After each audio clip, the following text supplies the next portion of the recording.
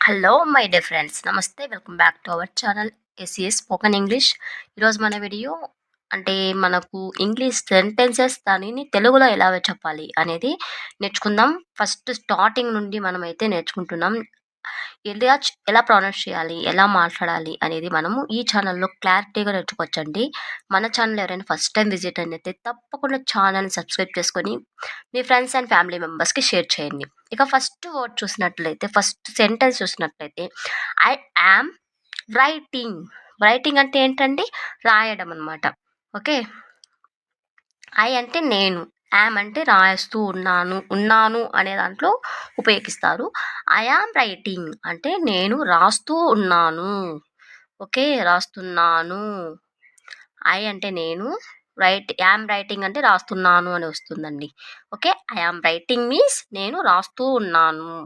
Same ఇలాగే చూడండి. I am going.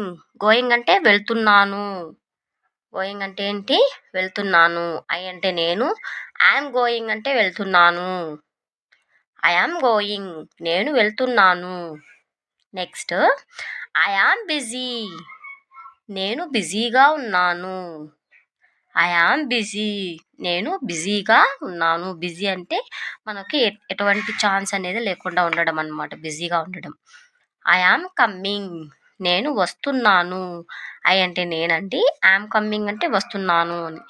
జరుగుతూ ఉన్న పనిని ఇంగ్ ఫామ్ అనేది ప్రెజెంట్ అంటే ఇంగ్ అనేది వచ్చింటే అది జరుగుతూ ఉన్నది అని మీనింగ్ అనమాట. ఐ యామ్ కమ్మింగ్ అంటే నేను వస్తూ ఉన్నాను.